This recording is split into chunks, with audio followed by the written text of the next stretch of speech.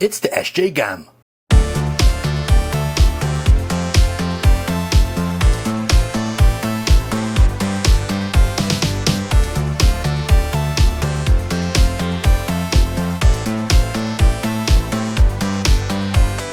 Here we are taking a look at the video game console from SJGAM. Yeah, really, that's what it's called, video game. As you can see, we've got Crash Bandicoot up there, a couple of Tekken dudes, and on the back we've got some information about the device. As you can see, it is a portable game system running Linux with 4 GB of memory and internal storage of 64 GB. But here's the thing, on the back of the box it says this runs 23, or what is it? 26 emulators. However, it's sold as a non-customizable device. We'll get onto that in a moment. I think they're trying to pull the wool over the import people's eyes, the import customs, I guess. Now in the box, we obviously get the console, which is not in there at the moment. We get this little baggie with a micro SD card inside, more on that later. We get a USB-A to USB-C charging cable and some little instructions down at the bottom. But what about the console itself? Well, here it is, and just take a look at that. It is a pretty big beast. Let's compare it to a regular sized CD case. And as you can see, yeah, it's bigger than a CD case. Quite a lot bigger actually. Now taking a look around the device, on the front we've got 2 analog sticks which are both fully functional. We've got a minus and plus button here. They are used for various options, but mostly for turning the volume up and down. Select and start, a home button, a reasonable D-pad, however if you push down in the middle you don't get much travel on it, and 4 face buttons which have a nice feel to them. On the back of the device we've got our shoulder buttons, the typical L and R and L and R2. On the bottom of the device we've got a couple of switches. We've got the on and off power. We've got the DC in, that's the that's the USB-C input. We've got a headphone jack and the micro SD card slot. On the side of the device we don't have much at all. And inside apparently is a 4000 milliamp battery. Yeah, maybe. But as you can see, it is quite a large battery, so could be 4000 milliamp. Now, when you switch it on without any SD card in it, this is what you get. Just take a look at this. Alright, so we actually do get a fully functional game console, and it is full of all these net chip based games. They seem to be either hacks or original games, but I think that might be a hack of Konami's track and field. Let's start it up and see. I'll just start the game. Well, that's a good, there we go, okay, we're in. No title screen, straight into it. Okay, and jump. Nope, no idea what's going on. But as you can see, it's clearly a Famicom game, isn't it? Or at least Famicom based. Pressing the home button will take us back to the home. So yeah, it's got 31 different games built in. None of them seem to be, you know, popular titles, so I'm not too sure what they are. Could be customizable games. Oh, there we go, there's a Pikachu one. Go on, I'm sure people want to see that. Oh, you press A to start it up. Okay, that's kind of a little bit misleading because the A is red, but on here A is yellow. Oh, look at this! We got 4 games in one. Okay, Pika Click. We'll go with Pika Click. See what that is. And oh, it's one of these, isn't it? Let's check out Pac-Man and see if that's a rip-off of an existing version of Pac-Man. Alright, Pikachu Man maybe. What? Okay, well. Okay. That's something a bit interesting. Pressing A resets the game. Oh well. Okay, so anyway, you get the idea. That's what you get when you switch this on without a micro SD card. Let's take a look at the cards that actually came with the device. Okay, so the supplied 120GB card has been installed. Let's take a look and see what it boots up. And there we go, we are on. And as we can see, we got PSP with 304 games. I bet a lot of them are going to be homebrew. Arcade, 603 games, 19 games there for Final Burn. MAME, we got Ataris. Lynx got 102 games for the Lynx, didn't even know I had 102 games. Usual Capcom CPS, we've got some PC Engine, 290 games. You get the idea, we've got a lot of stuff in here. Let's see, we've got PlayStation there, 180 PlayStation games, nice. Okay, looks like the most powerful machine on here is PSP. So let's see how it handles PSP. Let's go into the PSP section, usually pressing A, there we go. And there are all our games. Yeah, there we go, PSP minis there, as to be expected. Do we get any video or anything if we leave it running? Maybe not. Okay, so let's take a look at a game. Let's go with a Tekken 5 here and see how that runs.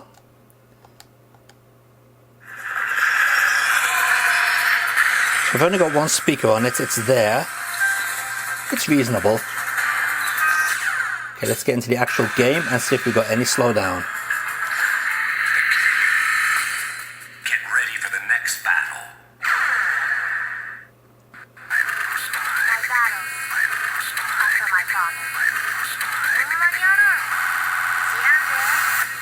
Round one. Fight. That seemed pretty solid there. Oh, there we go, we got a pause. I was going to say, we're going to get some pauses. Usually Tekken 5 on these devices does have a little bit stuttering during the beginning of a match, but we just got one little pause there, nothing too bad. Let's check the replay and round two. Round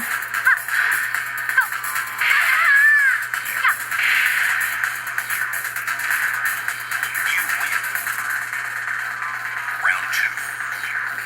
Fight. That seems pretty solid.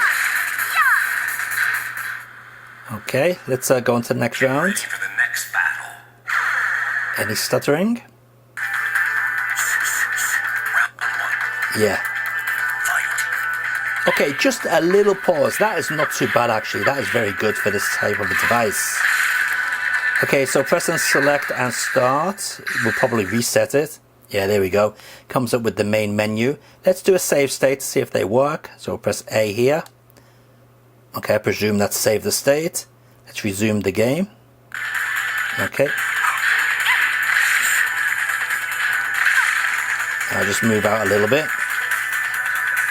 Select the start, load state. Yeah, it worked, no problem.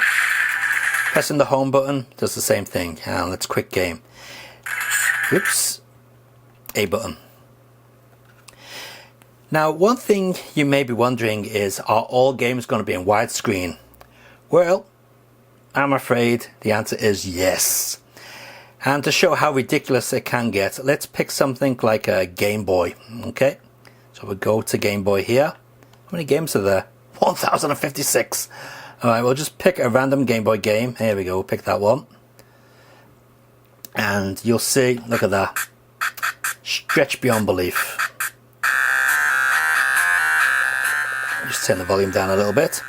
Pressing select does nothing. Pressing start is the regular Game Boy start button. Pressing them together brings up that same menu. Pressing the home button also brings up that menu. Pressing L and R on the back in combination with anything doesn't bring up any other menu. And as you can see, there are no options on here at all to customize the screen layout. And it's not a touch screen either, so that's not an option up there. So how about the main options on this emulator pack that comes with it? Well, let's take a look.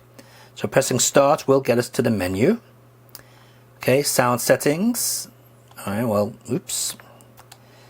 Yeah, not much there. Backlight settings, so 70% at the moment. System settings, maybe we can change the screen size here. No. Got information. Super System 2004 January 26th, and language option advanced, no, there's no options there. They've been taken out. All the options have been removed from this build of the emulation station. Restore default settings. Let's see if that will do anything for us. Okay, let's go back into the options. System settings. No, exactly the same as it was. So yeah, pretty much all the options have been ripped out of this. Pressing select on here does nothing. Usually we can get another menu up. L&R triggers do nothing as well. And as you've noticed, there are no options here to go to a menu. So basically we're stuck with widescreen for everything. Okay, we're getting a bit of stutter there.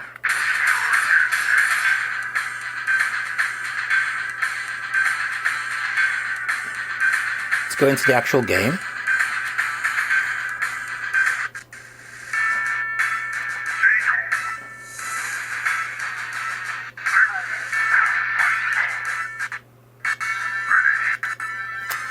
Yeah, not the most ideal, is it? It's a bit stuttery there. Where are my buttons mapped to? Oh, I'm dead.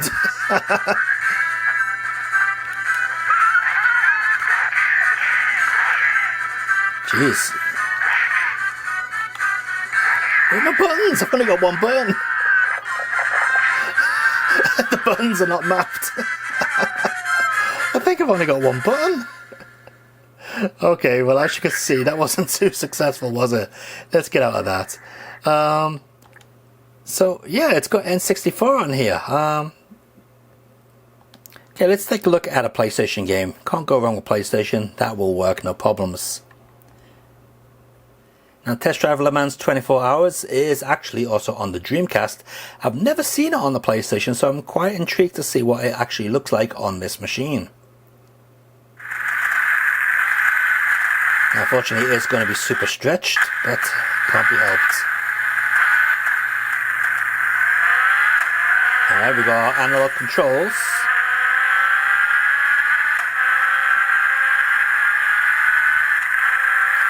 Shall I go with digital?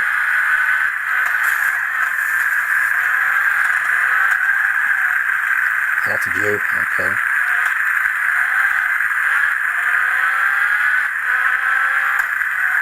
There's my brake. Why is brake mapped to Y?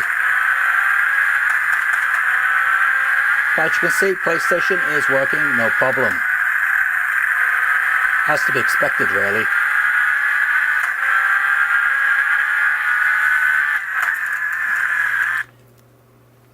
Now, when we go into the Mega Drive section, there's quite a few interesting hacks on here, including some original Japanese independent games. We got 16-bit Rhythm Land here, which was released quite a while back, a couple of years back actually.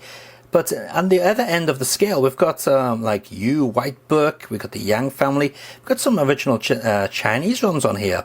Wild Snake Cube menu, what's that all about? Let's take a look. Now, I do have a Dragon Ball. This is one of those, isn't it? Now, those of you old enough will know that multi-carts used to just make up names and put, to games that had nothing to do with the names to make it look like they actually had more on the actual cartridge. And it looks like this sample is doing the exact same thing. This is some nasty Chinese Dragon Ball homebrew. Or it could be Taiwanese, actually. Let's get in there. I think I had this at one point on original cartridge. It is bad. Let me show you.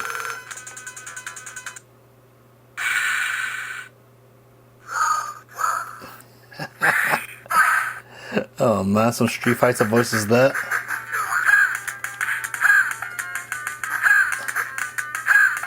I only use these 2 buttons this game. Yeah, it's awful. Look at it.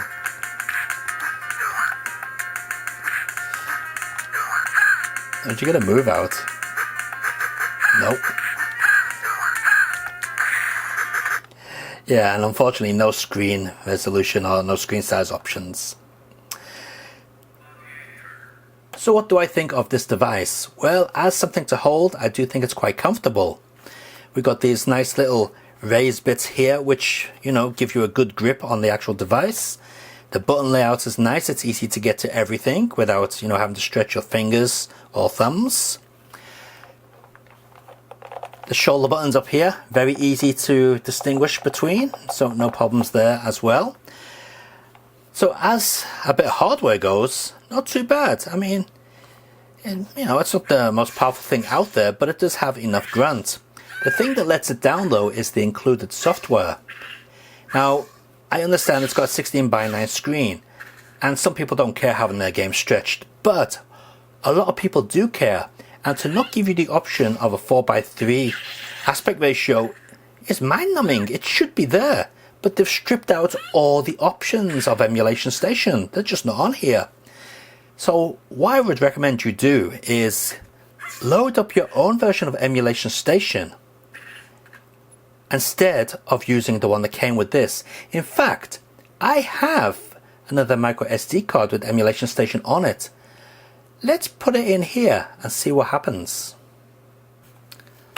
Okay, just put in the new micro SD card with Emulation Station preloaded onto it. So this came... Oh, it doesn't boot. Sneaky. So when they said this is locked down, it looks like they mean it. It hasn't booted up. Maybe the card's not in right. Let's just double check that. Yeah, I've got no fingernails, so I'm going to have to use this USB stick here. So there's the micro SD card. Let's get it back in there. Now that's going to be interesting if it doesn't work. Go on, in you go. Okay, let's switch it on. And no, it doesn't load up. Wow. Just wow. So this only boots up the software that came with it. Wow, how about that? I never would have expected that, you know? Okay, so it needs its own custom software. Not just any old version of Emulation Station made for one of these Linux portable devices. So, there you have it. It looks like you're stuck with what comes with the device. But on the bright side, we do get an awful lot of games. 29,482, if that number's to be believed. So I'm going to put a link in the video description down below if you're interested in picking one of these up. If you are, feel free to click on the link. And until next time guys, keep on gaming and enjoy your games. See ya.